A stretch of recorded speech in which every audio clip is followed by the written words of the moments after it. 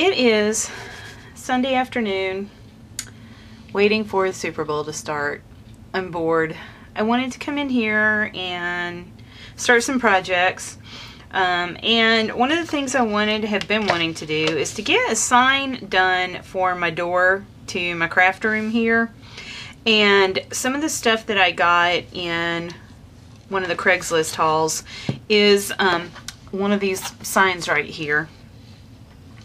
And a couple, I got two. I got this oval shaped one, and then I got this square one.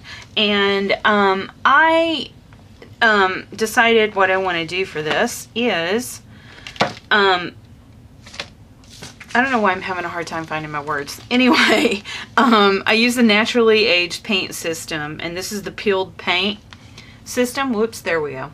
This is the peeled paint system, and I use that. And the only thing I didn't do is I didn't scrape some of the paint off like they show here.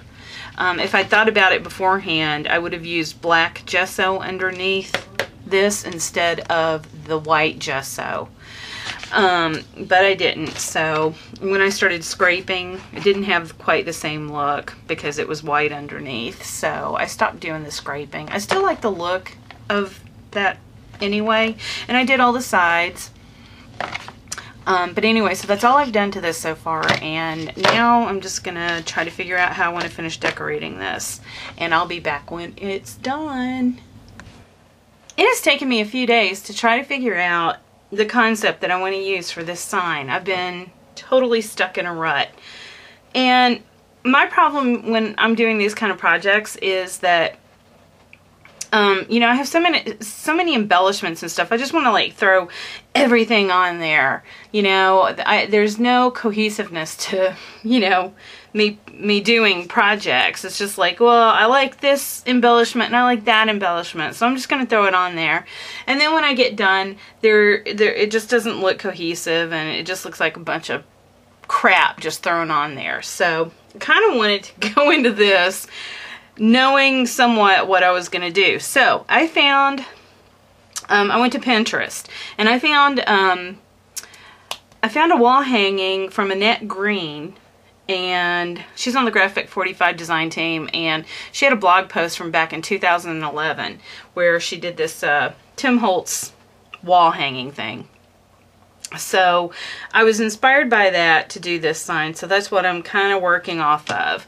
So I have this industrial chic piece that I got on clearance at Michael's, and I just took some of the Inca Gold and the blue and then went over it with some old silver, and I think I'm going to use this as the border right here on the bottom. And this is a pain in the ass to work with, but because it's not laying flat, and so I'm going to have to sit here and hold it while, you know, when I get the E6000 on it, or whatever the heck it is I'm going to use to get this stuck down. And then I'm thinking I'm going to use this lace piece right here. And then what happened here is I cut a dress form out of the Tim Holtz die, sewing room die. And I stuck some of the Tim Holtz industrial paper to the back of this because I kind of wanted this to be like an industrial / sewing theme. So, so I've got that paper there, and then I went around all the edges with some brown distress paint. And then I took the birdcage, another Tim Holtz Alterations die, and you know, this technique's been shown a gazillion times. Cut around that bird cage, and I'm using that as like my little skirt here. I've already adhered this with glossy accents. And what I did to the bird cage is I used, what did I use? Oh yeah, I used the Shabby Green Frantage embossing powder. What the heck? Yeah, Shabby Green Stampendous Frantage. That's it right there. And then I just kind of dipped my finger in some of that same brown distress paint and just kind of grunged that up a little bit. And this is one of the Tim Holtz keyholes, and for that, I took some of the Ranger Verdigris, the Antiquities embossing powder, and went over that because it was like silver metal. And then I put some glossy accents in the middle of the keyhole. And in that Craigslist haul that I got, which came in very handy, I had some of the red micro beads by Martha Stewart. So I filled in the keyhole with those red micro beads, just to give it a little bitty pop of color. Okay, so what I'm thinking I'm going to do is I'm going to have this there. That's not going to stay flat until I get it glued down. So anyway, so this is, I think, how I'm going to lay this out. Oh yeah, I'm sorry, back to this. I get so sidetracked. But anyway, so I stuck that industrial paper to the grunge board. This is grunge board that I cut the dress form out of. And I adhered that with my Xyron prior to cutting it out. That way you don't have to, you know, cut the grunge board and then the paper and then try to get it to match. So I just did that and cut it all in one whack. And okay, so that's it on the dress form. So that's gonna go kind of like right there off to the side. And I did the same thing to the Tim Holtz wings here. I rubbed this in some blue Inca Gold and then went over it with the Verdigris embossing powder. So I'm gonna have those go like so. Kind of have that go off a little bit. Or not, I don't know. I haven't made up my mind yet. I may or may not want that. I think I do. I think I'm going to have that go off the sign a little bit. And that's going to have to come down. Okay, and then I had taken some clay. And I think I made these faces a long time ago. And I did a bunch of faces with that, with the mold. And I've just had them sitting in a drawer waiting to be used. And so, and I can't remember if it's air dry clay or the other clay. I'm not sure because I can't remember. It's been a long time. But I think this may be air dry clay. And I sprayed this with the Cockle Bell's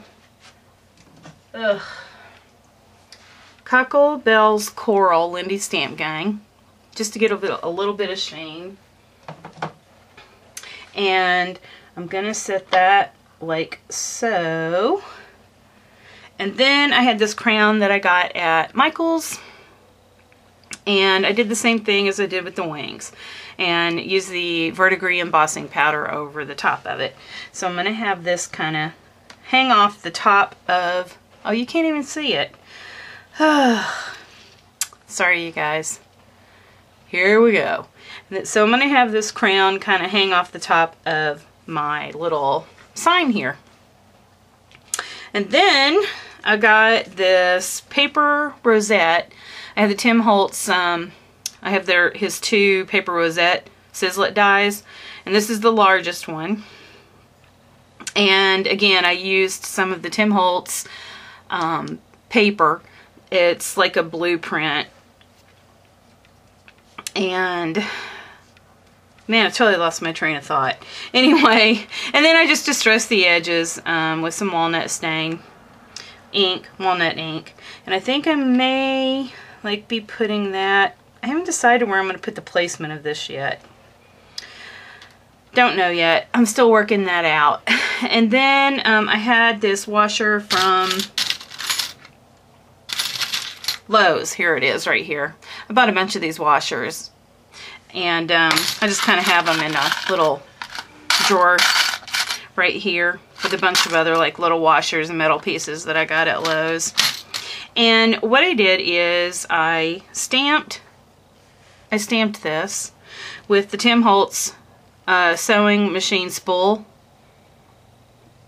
stamp, and I used black StazOn for that. And then I took a little gear and stuck it right in the center because there was a hole there. And then I went around the edge with that same Inca Gold blue. So I'm just gonna use that as my center there, like so. And right now, that's where I'm at. I'm trying to figure out, you know, like I said, with the placement and all. But I think right now what I'm also going to do is do a little bit of stamping on top of, you know, this, just to add a little bit more texture. So I've got this deep red stamp in the steampunk gears. And I'm just going to keep it on the backing that they give you. And I'm just going to kind of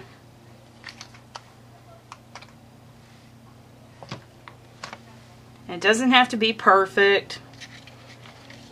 Of course not, because I'm doing it. And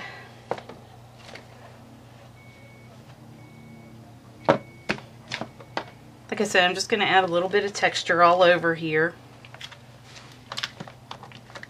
Kind of go off. And then I'm just going to start laying some stuff out. Now, there's some more stuff that I'm going to do down here. And Annette's picture she had where, you know, there was like a chain dangle and another little sign down below. And that's where I want to have, in, you know, words, studio. Because this is going to go on the front door of my craft room here. And I'm thinking I'm probably going to use the, and I am, this is what I'm going to use, the ornamental die by Tim Holtz. I'm going to use this right here. And that is what I'm going to use to connect to, if I can find it, right here, these Ingeville Bohm hanger pieces right here. So I'm going to have those at the bottom here, have some chains suspended, and attach the sign down below like this, which I know you can't see. I'm not out far enough, that's the problem. So it's going to dangle from here. It's going to say studio, and I think I'm going to use the grunge board text blocks to spell that. No, I can't do that. That's too little. The sign's too little to do that. Anyway, I'll figure that out. And I think that's it. So I'm going to come back after all that has been done. Everything's adhered down, and then I'll do the show and tell. So I'll see you later. So here is my completed studio door sign. Well, studio, it's just a fancy schmancy way of saying my craft room, but anyway, I just finished this and I wanted to show it actually hanging on the door. So, and now I'm going to come in for a close-up, and just so you can see, I covered up that really ugly white, whatever that was, rope that was the hanger, and I just used some trim and did a coil winding around the entire thing. And then this is how, what I was talking about earlier, this is how the assemblage came together. And I just stuck some gears back here. Did a little flower cluster. This is a Pork Chop Show wood piece from the steampunk package that he has. Some more gears tucked back here. These are some of the Ingeville Bohm metal pieces, because I kind of went with, you know, the copper colors, which is, you know, this is also copper colored with copper sequins up there as well. So, and pretty much already discussed everything else that I did on this.